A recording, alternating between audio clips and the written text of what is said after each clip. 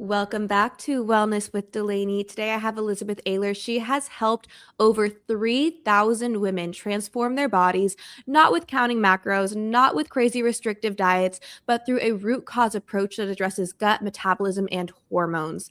I am so excited for this conversation. And just a heads up, this is our last episode before I take a little bit of time off to get ready for baby girl, but I promise I will be back at some point. So I hope you enjoy this. And if you miss me, you can always go back to previous episodes and review and just learn as much as you can from all of those as well. Elizabeth, thank you so much for joining. Thank you so much for having me. And I'm honored to be, the last one before baby is coming. Yes, no, I'm so excited for this chat. So, okay, you've helped a lot of women transform their lives, transform their bodies. And I know you mentioned that you have a little bit of a backstory yourself on how you even got into this. I would love to hear the origin story. Oh, I would love to go into it. I'll make it short and simple, but it's kind of long. But basically, I had chronic health issues my entire life. When I was born, little girl, I had eczema, rosacea from my face down to my toes. I was put on nebulizers. I had really bad asthma, singular, but gut health was not a thing back then. So I was doing all the medications. When I was 13 years old, I bumped into a girl at school. She had lice all the time. And that really is what triggered me. I ended up not going back to school. I had chronic OCD. I was counting everything. I wouldn't drive by the school. I was put on antidepressants for over 7 years. And within that first year, I gained over 50 pounds. So eczema, rosacea, gaining a ton of weight, young girl. I hated myself. I'm going to say it. I didn't want to look at myself in the mirror. And that was the start of my journey. From there, I ended up slowly getting off the antidepressants. I was doing tons of therapy. I got myself back to a different school, and my friend was vegetarian. She was in great shape. So I'm like, ooh, let's try this. So I went on a vegetarian diet. Of course, not the healthy way at all, special case cereal, anything labeled that said no dairy, no meat in it. And I dropped 25 pounds during that, between doing vegetarian and doing a mix of dance revolution over that Christmas break there. And from there, though, my health journey kind of kept going. I went to a nutritionist. She didn't want to put me on a diet because she said I was so young. This was before I lost the weight initially. So I really was just started eating a ton of Special K. I became almost addicted to it. There's 0-calorie water. I would just, go to Subway and get the bread with the lettuce and boom, eating that. So my calories got very low to around 500, and my weight went from my heaviest of being almost 200 pounds down to 90 pounds. Wow. And again, I had very low self-esteem. I was still wearing my clothes from when I was 200 pounds, just literally pulling the buckle, poking holes in, because I thought I was going to gain the weight back. From there, though, I ended up, coming to the mindset, the realization that something was going on. And I had to address that, of course. So I started increasing my calories, getting my weight back up. I got to a healthy weight. And because I'm a Virgo and I'm an extremist, I started dabbling around with other different diets. Little backside, I was dealing with a lot of digestive issues. I always struggled with constipation, bloating, gas. I'm going to throw it out there, foul smelling gas. I didn't know what was happening. And I went vegan. Then by age 16, I went raw vegan, then fruitarian. And for those of you that don't know what that is, I basically followed the 80-10-10 diet, which is like basically all fruit. It's basically fruitarian. It's 80% carbs, 10% fat, 10% protein. So I would eat anywhere from 10 bananas or more at a meal, 5 mangoes for lunch, large salad with a pound of greens at dinner. And initially I started feeling better. And again, I was in a healthy place then. But as I went into college, within 1 year into that diet, doing it super healthy, the juices, making all of it, because I love to cook, of course, dehydrating, I woke up and I looked 6 months pregnant. Kid you not. Mm-hmm. I didn't know what it was. I had 30 pounds of fluid in my stomach. The constipation was next level still. And I went to every top GI doctor out there. I was in chronic pain in my stomach, that my jogging pants would hurt and it wouldn't go down. Like morning to night, sip of water, stomach swelled up. And I was monofruit islanding it, going to all the GI doctors. I spent close to $30,000, bless my parents' soul, for doing this for me, trying to figure out what was going on with me. And through stool testing, I figured out that I had 15 types of parasites, H. pylori, I had SIBO. Underlying, of course, I had mast cell activation, and I did the antibiotic route. All of this while I was going for my degree. So I was just not having a normal college life. I was doing gallbladder cleanses. I had over 150 colonics. I was, in bed dealing with die-off, pushing myself to go to school and trained for a marathon. I don't know. I'm a little crazy. Wow. But nothing was getting better. Every time I would go through the medication, the parasites would die. It wouldn't get to the eggs. They would rehatch. I would be back 6 months pregnant. And no herbs, no nothing would fix that. No colonics, still dealing with the issues on tons of laxatives. After struggling with this for around 5 years, I just said, I am done. I was sent to a hospital because they thought I had a severe blockage in my stomach at the last healing place that I went to. And I made myself my 90-day protocol. I took everything that I learned and I said, at those end of those 90 days, I am done killing things in my gut. I've been killing for years. This is not good for me. So I made everything to hit the biofilms, to restore the gut, to get my bowels moving.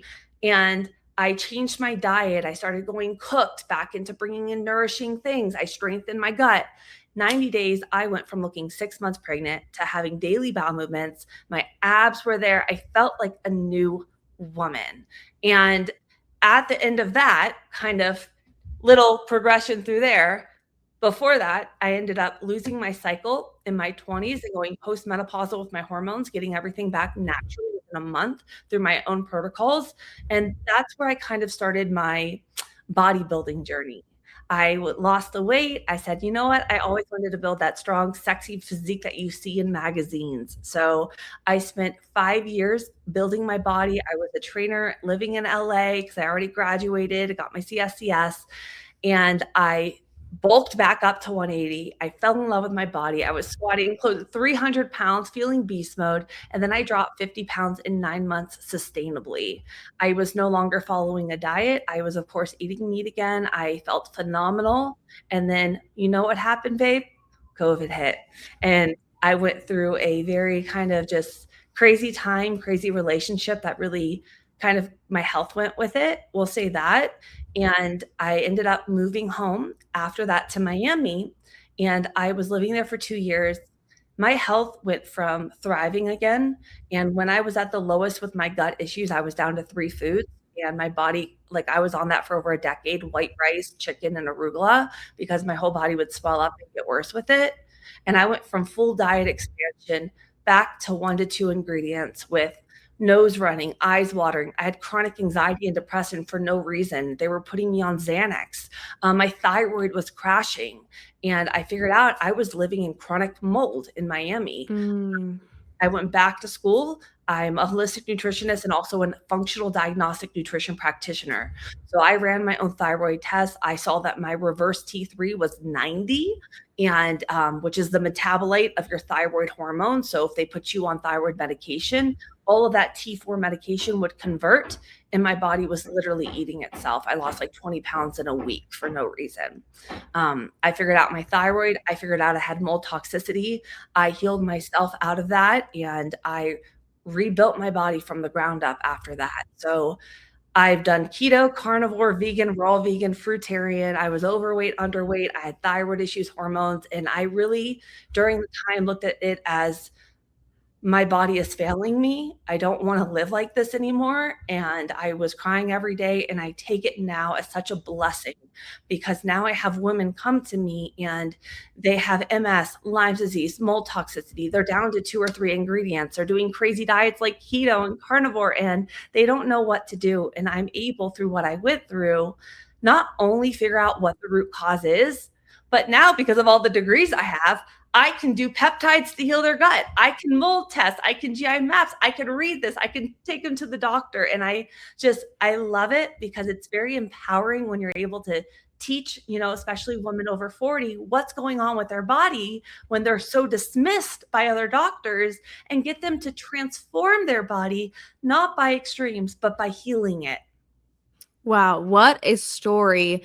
And what I love about this is, in working in the health and fitness world, I do see a lot of trainers, a lot of celebrity trainers, influencers talking about like ultimately it comes down to calories. Like you're not going to see these results. You're going to feel horrible until you can be, using up more calories than you're eating.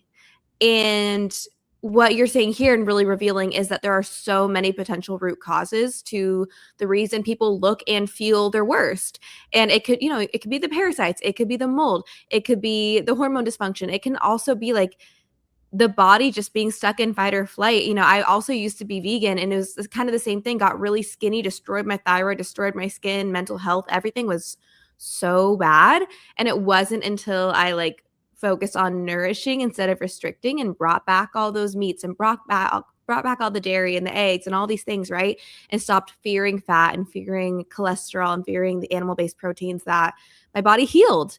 And so really really resonate with that message. So for the women who are kind of stuck on that macro loop, right? Like maybe they're counting their calories or like they're counting all their macros perfectly and trying to hit the gym really hard. They're like, okay, I need to like work super hard 6 days a week, whatever, like a ton, and then track these macros. Like, why is that approach not the most effective approach for transforming your body? Absolutely. So once we hit late 30s, even mid 40s, we're going through a period of perimenopause. And this is 10 to 15 years where your body is literally going through its second puberty. So think hormones changing. Think, now I'm gaining weight, stubborn belly fat. My body is just feels off. Maybe I have fatigue, bloating going on. And what happens is what worked in your 20s, it no longer works. During this time too, we're losing muscle at a rate of 40 to 50% faster. So when we go to those extremes that we did in our 20s, the cutting the calories very low, doing tons of cardio, now we have GLP-1s out there that really suppress your appetite. So you're eating a lot less food. And if we're not getting in the protein to maintain, if our gut is not making enough stomach acid to break down the protein into all of those little amino acids, which are the building blocks for building muscle, then you're not going to be seeing the results. And if you also are taking your calories very low, doing extremes during this time, you're going to have more muscle loss. And muscle, we need that for our metabolism, for longevity. So all of my women wanting to, have the body composition change, wants to burn fat, build muscle, have, your tight tone look. You do not want to just be cutting calories, doing tons of cardio, doing tons of fasting, cutting all your carbs low, because ultimately that's going to lead to more muscle loss. And you're going to feel, I'm going to say it, skinny fat. And also one little aspect I want to throw out there with the approach that you mentioned, kind of the macros and the eating clean, because I see so many women that come to me doing it. Your gut is literally the number one thing. I always say your gut's making you fat. I know it's a little extreme, but if we think about our food system, if we think about tons of antibiotics that we potentially were on, maybe we had to did Accutane, or we're getting yeast infections all the time, or, just there's so many things that could actually destroy your gut microbiome. But if your gut is not functioning right, that is your second brain. So think anxiety, think depression. Those are big ones. But also you're not ultimately going to be breaking down, absorbing, and assimilating your food. So if we're feeling bloated by the end of the day, if we have low energy, if we're having autoimmune conditions like thyroid issues, and a lot of women go undiagnosed because the doctors don't even test the right thyroid hormone, which is your active form, your T3. So it's not as simple as just eat clean or take GLP-1s, because I see so many women, if you don't have your tools in your toolbox and your body's not in a healthy state, then how are you going to transform your body? You need your healthy body to get there. Mm-hmm. Okay, like, talk to me about GLP-1s because I feel like, so, I think at first when people started taking them to lose weight, there was this like people were really against it, right? There was like kind of a conversation, people like really being against it. It was really celebrities doing that. And all of a sudden, I feel like overnight, everyone and their mom and their aunt and their sister is on a GLP-1 like recreationally. That's what I call it, like recreational GLP-1 use. What are your thoughts there? That's something I don't personally use with clients. I do use peptides, healing peptides like BPC 157, Mm-hmm. glutathione, NAD. But when it comes to GLP 1s, if your body, as I mentioned, if you're not sleeping good, if you don't understand how to eat to nourish your body, if we're not doing the proper strength training, it could ultimately lead to more muscle loss. GLP 1s also work in the body to work with your leptin and your ghrelin. Those are your hunger hormones. So think of it as you're going to feel fuller longer, more satiated, and ultimately you're going to be eating less calories. So what happens when you get off of those GLP-1s? A lot of women that are coming to me, because I see this with probably at least 40% of women now, there's a couple forums out there of them. They come to me, they're like, Elizabeth, I am up 20 to 30 pounds now because of it. Mm-hmm. Or because they also slow down your digestion. Now these people are having gut issues, gastroparesis. Their food is sitting heavy. They're having bloating, constipation going on. I've had nausea, brain fog. So we have to not look at, if it was as easy as take a pill and you get a quick fix and get there, boom. But we really need to look at the individual first and address the diet, the nutrition, our gut, but in a simple way. It doesn't have to be spending hours in the kitchen, spending hundreds of dollars on meal prep. It's about keeping it simple, looking at your lifestyle. I had a client of mine, Gina. She actually did the lap band surgery. She did Ozempic. She gained all of the weight back. She didn't have the tools. Then she was dealing with being diagnosed with fibromyalgia. On top of it, she had chronic bloating, constipation, and lipidemia. She was eating 900 calories when she came to me through healing her gut. And we were only training 3 days a week, very like low volume because she had no energy. Over 90 days, we got her calories to 1700. She dropped 25 pounds. All of her energy came back. She no bloating, no gut issues anymore, no added cardio. And now, 6 months later, she's down 65 pounds. And all of her, Wow. yeah, everything. It's like all of her health issues disappeared by healing her body. Wow. Yeah, that's amazing. And I'm totally tracking with you here too. Cause I'm like, I think also people don't realize that you can naturally work to balance your GLP-1 hormone. Like that's a hormone in your body. And a lot of people don't realize that that's something that they can do. What I will also say on this, and this is actually maybe a bit of a harsh take. So sorry guys if you're easily offended, but I get really tired of being on Instagram. I've seen a lot of creators who have decided they're gonna like be honest about their GLP-1 journey. So then they're like flexing how much weight they're losing. And they're like, wow, I'm so proud of myself for losing this weight. And in my brain, I'm like, you have not done the work. Like you are not building those sustainable habits. You are not, you're not teaching yourself any lessons. It's not a flex. In fact, I actually think it's very dangerous because it's encouraging other people. But I'm like, I'm sorry, I don't want to see the weekly check-in mirror pics of your weight loss transformation when you're on GLP-1s. Like if you heal your lifestyle, start training, like weight training, build muscle, eat healthy, like really transform your life. Like I want to see all of those transformations. Like I want to see them. I will never get sick of it. But if you're cheating, I don't want to see it and I'm not impressed. And that is probably the harshest thing I've ever said on this podcast, but I'm not impressed by these people doing this. No, and like I said too, it's like when people hear peptides, they ultimately think GLP-1s, but like Yeah.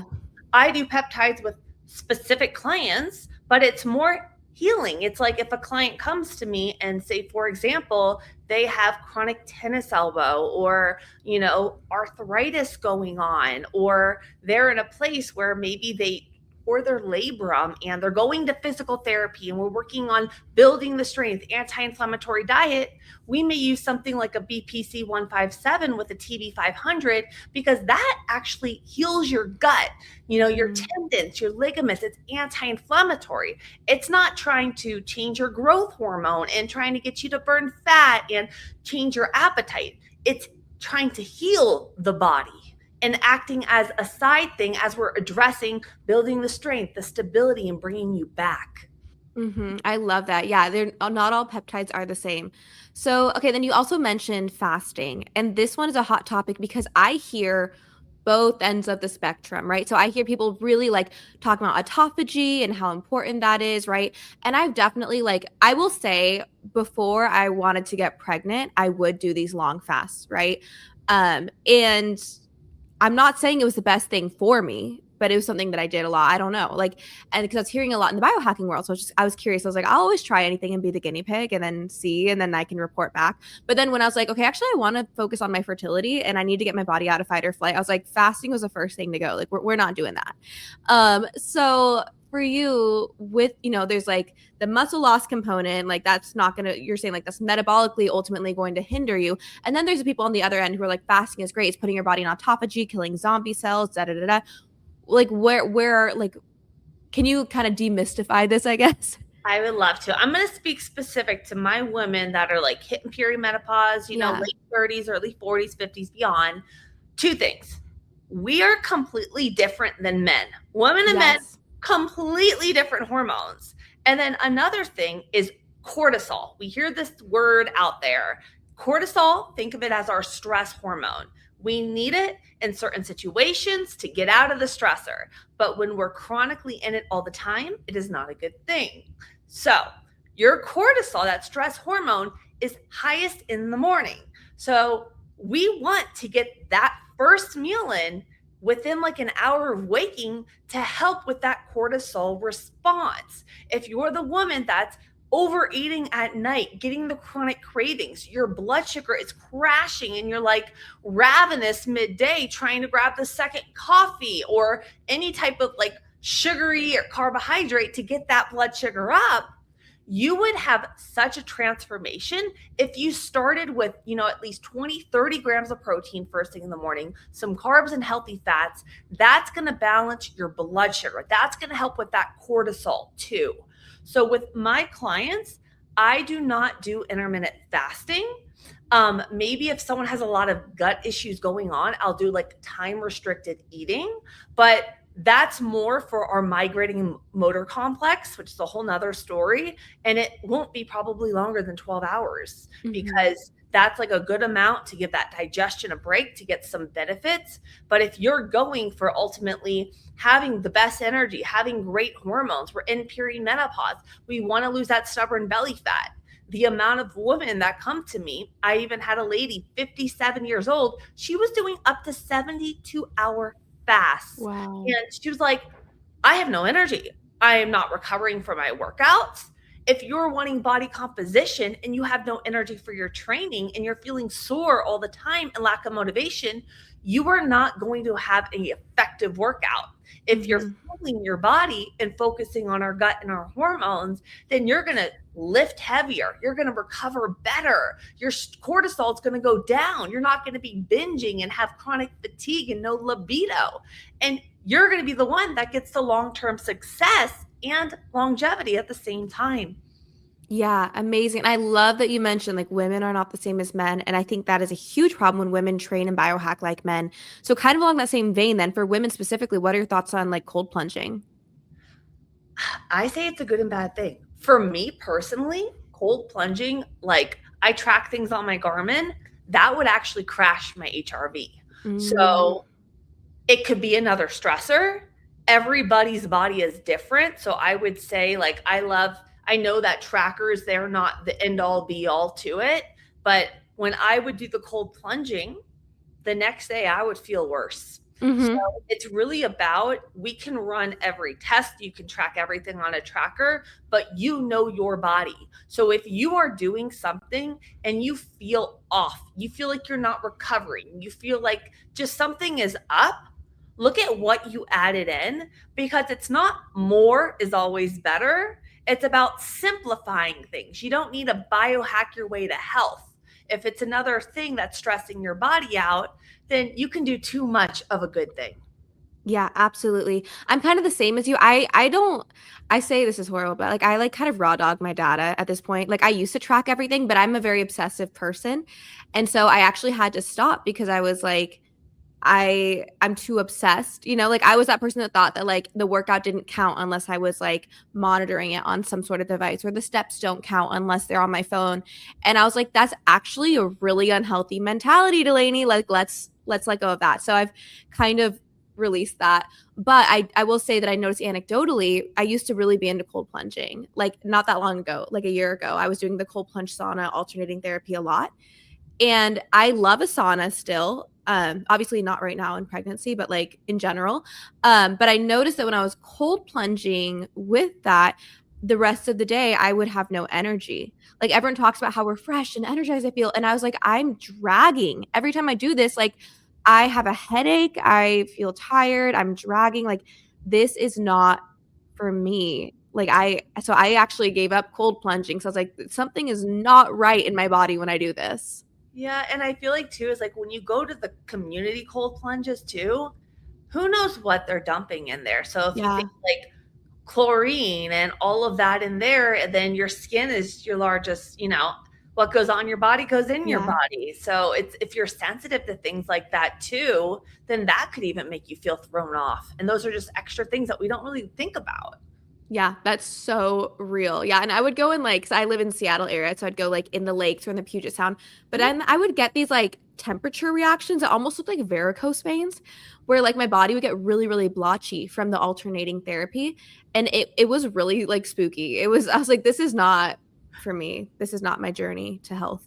But that's okay. So I would really love to dig into more of like the connection and like the gut, the metabolism, and the hormones and how they all play together. How, and this is a very open-ended question because I feel like there's a million ways that you could take this. So really just take this where you feel the most inspired. But like if we're looking at those three components, like the triangle, like gut, metabolism, hormones, how do they feed into each other and how do they interact with each other to help or hinder you depending on their state of health? I feel like everything starts with the gut. So this is going to be a very individualized thing. So what I do is when I before I work with a client, I hop on a discovery call and I ask everything from, are we having fatigue, cravings, gut issues, skin issues, histamine issues? How's our cycle? Are we on HRT? Because all have we tested our thyroid, our T3? And because all of these things really matter. If a woman is struggling to lose weight and she's done a lot of yo-yoing diet, she's doing a lot of intermittent fasting, her carbs are more of that 50 grams a day keto, she could be pushing it very hard. And that could even be crashing her thyroid. If someone has taken a lot of antibiotics or their immune system is very low, that's another thing. So I feel like this is really an individualized approach when it comes to it. But I always say we got to look at like our symptom tracker. Instead of saying, I want fat loss, ask yourself, with where I am right now, what are kind of like my health things that I'm dealing with? Do I have chronic fatigue? Am I having cravings, bloating, constipation, acid reflux, irregular cycles, acne, skin issues, joint pain? Because those are the things that we need to get to the root cause of. From there, though, being an FDN practitioner, I love to test. I don't test every client, but I will say someone has a lot of hormone imbalances going on. I will run, a Dutch test on them to see what's going on with our hormones. Because even if we're kind of hitting more towards that, late period menopause, hitting towards menopause, estrogen dominance could even cause stubborn belly fat. So if we're a woman, and I see this in a lot of women, we got low thyroid, we're having anxiety, we have no libido, we're trying these extreme diets, we're saying we can't lose weight, yet we're stuck in the mindset of fearing carbs, wanting to do tons of cardio and fasting and exercise our way out of it. I see women that when we focus on, okay, where are the hormones off? Let's naturally balance that out. looking at our nervous system too, for like eating in a state of stress or if we're not sleeping good, just tweaking small things and really creating small little habits that we could fit into your life, if it's a busy CEO, whatever it is, to start getting the nervous system regulated, to start looking at your training and, your nutrition protocol, to simplify things, to balance everything out. And that's where I see women start to thrive. That's how women with me lose 5 to 40 pounds in 90 days. It's not by just everyone's following a macro based approach. It's we have to look at the individual, what's going on with you, what your root cause is, and then with your lifestyle, what would be your obstacles if you have a family, if you're running around, no time to eat, so that we can get little tools in the toolbox to make this fit with your life, not trying to take something and change your life to make it fit, because that's not going to make it sustainable for you. Mm-hmm. Yeah, absolutely. And you mentioned that you're looking at things like HRT. So when it comes to that, like, are you a fan of getting people on HRT if there's a hormone imbalance, or are you more like, let's get you off of that and like figure out why there's a hormone imbalance? So if I have a woman on HRT, I always look at labs first. I look at labs if they've done blood work, but they're open to doing like a Dutch. I really don't like blood work when it comes to looking at hormones. I rather do a Dutch test or a 4-point cortisol test looking at saliva and urine. That's going to be more accurate and give us a full day too of our cortisol, our rhythms, and all of that. I'm not against HRT, but I help my clients become their own health advocate. I teach them the difference between creams, injections, bioidenticals, pellets with the testosterone, how that can fluctuate things throughout the month with it. I've had clients work with me able to get off of HRT. I have also had clients come to me that they've gone through cancer and they can't be on HRT, and we balance things out naturally. So I don't prescribe HRT for my clients. I do things more of like, herbs and different things to balance out depending, for estrogen dominant and so forth. But I like to always ask my clients if they are on it. I want to look at their labs. I want to make sure we're doing it right. A lot of them come to me, they add an estrogen, all of a sudden now they're dealing with chronic bloating going on and they don't even know what they're taking. And like the pellets, you kind of have like a high and a low with it. Or if we're on birth control depletes all your B vitamins, your zinc, your mineral reserves. So that's a whole nother story. And being on birth control, if you were on that per se 10 years of your life, a decade, that is like being on hormone replacement therapy for a decade of your life. So you got to think like, why am I feeling this way right now? And I didn't feel it back then. We kind of have to backtrack a little bit. And that's why I really love, deep diving with my clients and helping them really figure out what the root cause is. And little side story, this is kind of funny. I was working with one of my clients and she was telling me like, I'm having all these hormones, no libido. And I'm like, okay, let's see if your doctor, I want you to talk to your doctor first and then we'll do next steps. Her doctor wanted to put her on HRT without testing her hormones, said that there is no importance of testing your hormones because they are different every single day, but we could put you on HRT because you're getting older and I can just give it to you. That's wild. Yeah. That is so wild. Also, I feel like that's not a very smart doctor because there are times in the month to test your hormones when they're the most balanced. Like, yes, they're different every day, but like if you're tracking your cycle, then you know when to test your hormones. Yeah. That is crazy. And I've had clients where they have history of like Hashimoto's in the family and everything, and their doctor won't even do a full thyroid panel or, check for thyroid antibodies. I had to help my client with Hashimoto's find a totally different person to compound medication after I actually did all the lab work and interpreted them for her, because luckily I can do that for my clients. Yeah. And I think that's so important. Like getting this advanced testing is so important because even nowadays with like over-the-counter supplements that I see everyone taking, and I have fallen prey to this too. I've gotten really, really picky about what I'll take. But let's say like things that are like, okay, they're objectively good, they might not be objectively good for you. And I'll even using myself as an example, everyone's been talking about taking like the reproductive beef organs, right, for hormone health. And I love beef organs. Like I take thyroid and liver because I treat my thyroid naturally. And so I've actually been able to heal my thyroid without the synthetic, which was an awesome, and that's been a huge part of it. But so I got on the beef organ, like reproductive organs. Everyone's like, this is amazing for your hormones. I was dealing with some hormonal acne, things like that, like estrogen dominance. It's like, great. Well, it actually made my progesterone lower and my estrogen higher because these organs are so estrogen dominant. And nobody told me that. I'm just saying, like, this is this end all be all that's amazing for women. It's great. And it might be great for some women, but without testing and without that knowledge, I had no way of knowing that it wasn't the thing for me. And I actually, like, I thought I was going to go on HRT for a while because I had such low progesterone. And it was like to the point where I was like probably not even ovulating. And so my naturopath was like, okay, like when you do decide you want to get pregnant, like we'll put you on progesterone.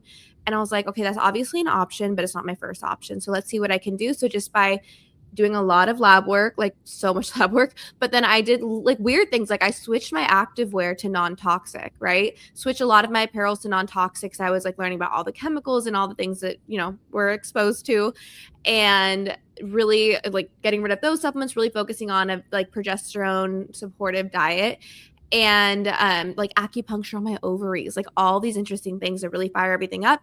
And I tripled my progesterone in 6 months just with lifestyle. And I think that that's like, it's always the story I like to tell people, because people are like, oh man, I don't know why, I just like, I don't have progesterone, I'm high estrogen and it sucks, and like this is my option, and I'm like, there are so many weird avenues you can go down, but we just have to get really really investigative and really curious and actually be willing to take the time to like explore the why. Yes. I love that.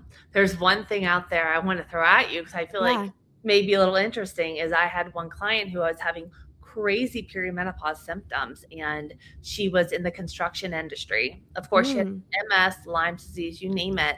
And I was like, we need to test you because of the construction, because of the fact you have chronic fatigue, for mold. There's a type of mold that mimics estrogen in your body. She not only had like 10 types of mold, she had very high levels of that one estrogen mimicking mold. So Wow. all of the stuff that she was taking wasn't even working for her. We had to actually work on the mold toxicity that we had going on. Yeah. So in that case, for somebody who's like working in that every day, what do you do to help reduce or detox that mold? Yeah. So first off, we got to figure out if our body is colonized or if we're living in the environment, because those are two different things. So I do run two different tests for that to actually figure out if we're colonized or if we're living in the environment. For her, we actually brought a dog in that smelled out mold in the environment.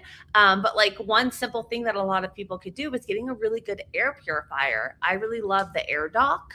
I had a client figure so many crazy things out with her place in Hawaii with mold toxicity, because it actually tells you, the quality of your air, and it'll start going red on you in it. And then once you clean it up, it starts going clean and purifying the air. So that's one big thing we can do. On top of that is we always, if we're colonized by the mold, we may need to do some deeper, work with herbs in our liver to get everything cleared out. I see a lot of women that have mold issues. They can't even sweat. That was me. Wow. I never could sweat. I used to be a marathon runner. I would finish the marathon and literally look like I didn't run a marathon. And I'm like, what is going on? Because it's your elimination pathways and everything are just backed up. So it's addressing the environment. If we're living in the environment, simple things like air purifiers, sometimes it's a bigger deal where you need to move and get out of that.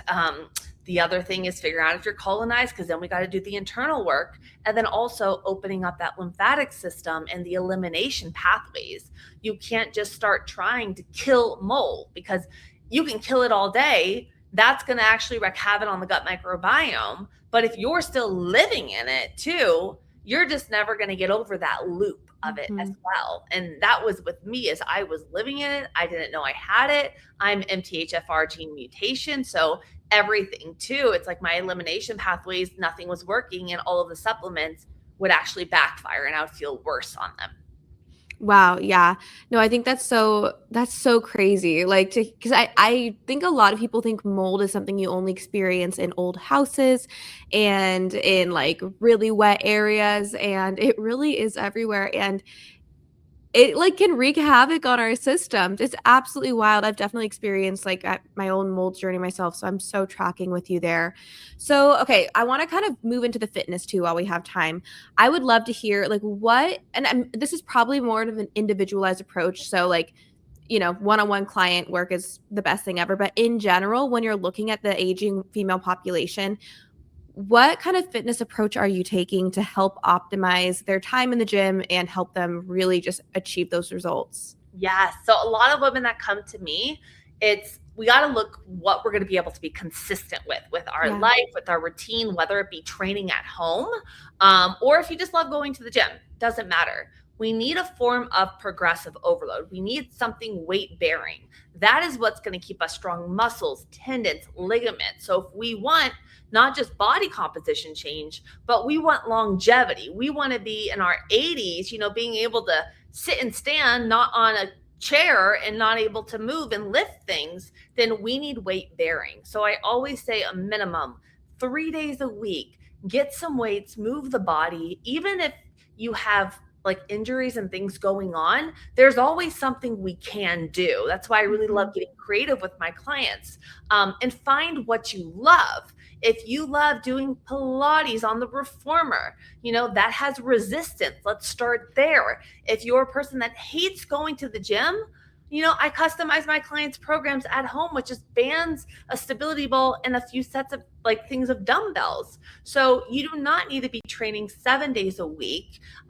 We got to keep it short and simple for you to optimize our hormones, but at least getting something like a full body workout 3 days a week and really applying the progressive overload is going to be amazing for your overall health. And then one thing I do say though is backing that with diet. So making sure you are getting enough of your protein and carbs and healthy fats for your hormones, for maintaining the muscle and for recovery. You can't just train away and be on no food. You need to have the fuel in the body for that tank as well. Absolutely, so important. And I think that a lot of women just feel like if I work harder and restrict more, then I'll get skinny. And it's not sustainable. They're like, people don't realize the role that hormones play when it comes to fat loss. And so it's like, it's not just like this, like, very linear math equation. It's like playing 3D chess. Really, it's so much more complex. So, for people who are scared of taking rest days, why would resting be an important part of their fat loss and body like recomp, even if it's not just like fat loss, but like their body transformation journey? So that was me. Oh my gosh, girl. I was like, I don't like rest days. I need to move my body. I Yeah. tell my clients, take the rest day and move. Go out to a park, go for a walk, because that rest day too is ultimately not only going to aid in recovery. If you're pushing it hard in the gym and you are pushing it 7 days a week and not giving yourself a down day, a couple of months from now, you're going to start feeling that in your joints. Maybe you start feeling like you're hitting a plateau in the gym, your motivation. So take that one day off. You can stay active. You can, go out for a walk, take your dogs out, stretch, even do like if you have I used to deal with a lot of plantar fasciitis. So that would be kind of like my rehab day of doing my isometrics and my core work so that I'm still moving my body, but I'm benefiting my training from that. And then I Hmm. would always come back with more motivation, lifting better, and feeling that way because of that rest day. So think of it as almost like your mental day off so that you come back stronger for it.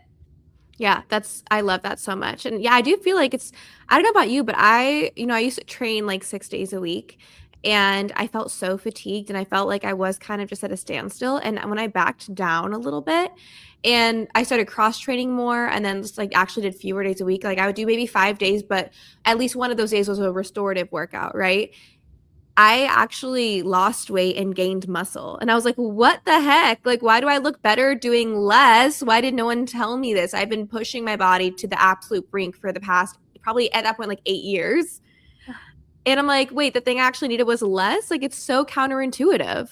It really is. I was a marathon runner in the past. Yeah. So I would be like running 80 plus miles a week. And I'm like, if I don't run Wow. 13 miles today, then I didn't burn enough. And I swear my body started changing when I started doing less. Even with the running, I have, Ironman athletes and everything come to me too.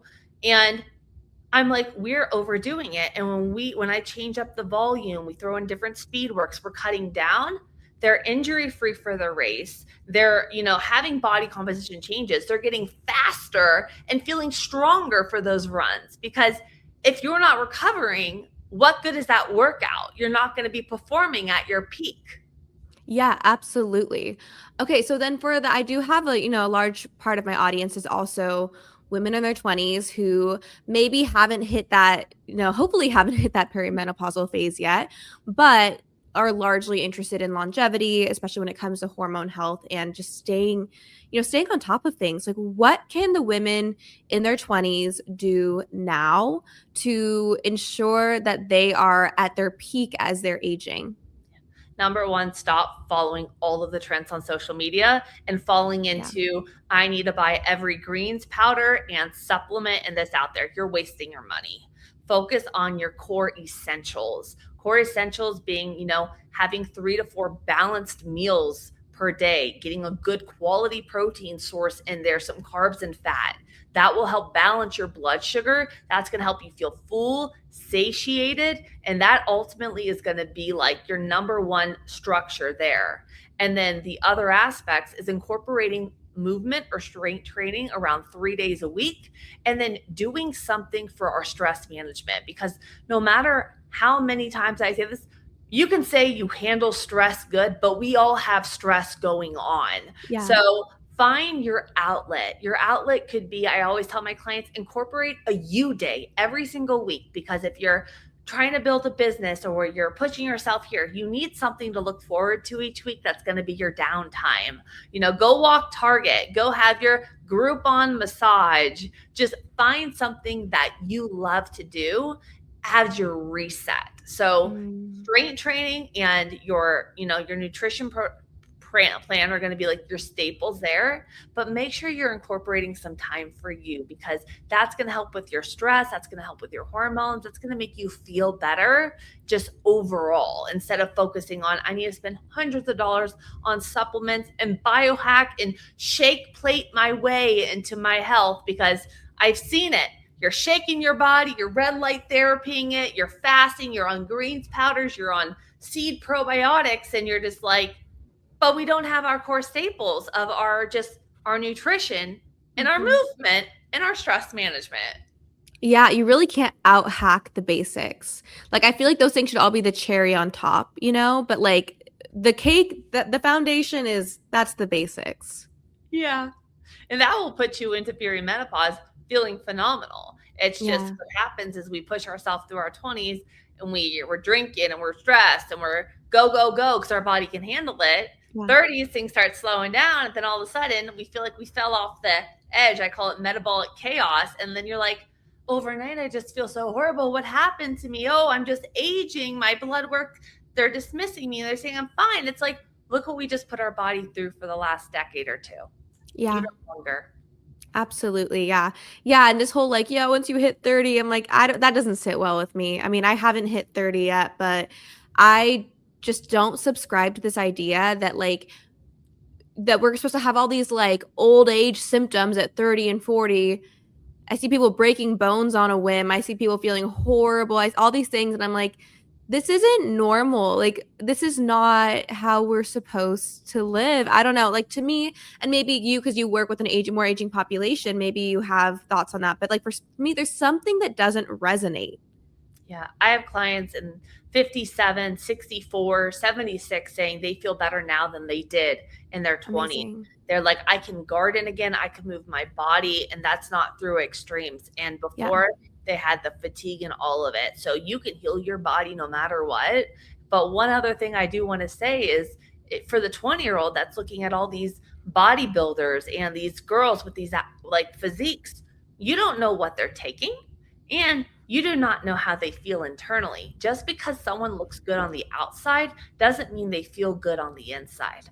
Well, and something else I've noticed, well, one, you don't even know if they're having a period. Like, that's huge. But two, because of all the editing and the face tuning and the filters and stuff, a lot of these women that are so thin and like the women are comparing themselves to on the internet, like if you take away all the filters, hormonal acne, like skin distress, hair issues, all these things. But because of the internet, it's so easy to hide those things. And like, I don't think anyone is as flawless as young women think they are.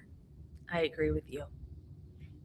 So then it's also like, okay, like let's, that's a whole other topic, but like pushing for authenticity, I do think that is a really dangerous part of social media. We've talked about not following everything on social media and be careful who you listen to because it might be completely false. It's a lot of it is smoke and mirrors and it's pretty scary. So I would love to hear from you and your stage of life kind of being on the other end too. What is your health and wellness goal that you are working on right now? I would say my biggest goal, and this has kind of been the one thing that I always struggled with, is stress management. Yeah. The reason that I say this is I run 5 social media platforms. I do all my sales calls. I have 2 million followers. I do all my client stuff. I work with chronic health issues clients. I do my training. I have a lot going on. So I work 7 days a week. And just coming from the past, being on all those antidepressants and everything, I don't take any of that anymore. But sometimes when I get overwhelmed, I get in that loop. And what I really started incorporating over the last, I would say, few months, you kind of mentioned this, is acupuncture. Mm-hmm. And I'm actually going later today for acupuncture. Love that. And that has actually really started helping me. And it's about really finding, because meditation doesn't work. I'm a TM certified. I'm not going to sit there for 40 minutes a wet day. It's just like, I got to find something that works for me. And that's what my goal is this year, is really find something I can incorporate within my week that's really going to help with bringing down that stress when I do get in those times of overwhelm. I love that so much. Yeah, acupuncture is the best. They stick it right here in your head. Yeah. It's like euphoric. Yeah, you like pass out. I don't know about you, but it's like that pass out, you get the best nap of your life. Yeah. It's amazing. Well, I love that for you. I love the stress management. I love that you're focusing on not just like what you can do to push, push, push, but what you can do to like fill up too. Cause I really think that is such a part of sustainability. Well, Elizabeth, if people want to work with you or even just connect with you and see what you're doing on social media, how do they find you? Awesome. So I'm on every platform, but Instagram and YouTube are my go-to. So Elizabeth Aylor Fitness. If you want more education, go on my YouTube. If you want fun workouts, go on my Instagram. And then in my Instagram, I also have like my little bio. I have a metabolic reset masterclass. And if you just DM me on Instagram, I will send you also over an application to book a free discovery call with me, not a sales team, so we can just learn a little bit more about what's going on with your body and if we would be a good fit as well. Phenomenal. Well, thank you so much for joining me today. I learned so much, and I just love these talks about women's health. And they're so important for really teaching women to cut through all the noise and the BS that we see on social media to really figure out what's going to work and what's going to work sustainably and for your body. So I really appreciate you coming on today. Thank you for having me. This was so much fun, and I'm just so grateful to be on here and sharing my story. Yay, well, I love it. You guys, if you love this episode, please make sure to share it. Make sure to check out Elizabeth on social media and reach out. If you're looking to get that one-on-one customized personal care, reach out to Elizabeth, and she's just a great resource of knowledge and will be just a great resource to help you accomplish your physical health goals, whether they're aesthetic, whether they're more internal, or a combination of both. I hope you have a wonderful rest of your day, and until next time, we will chat soon.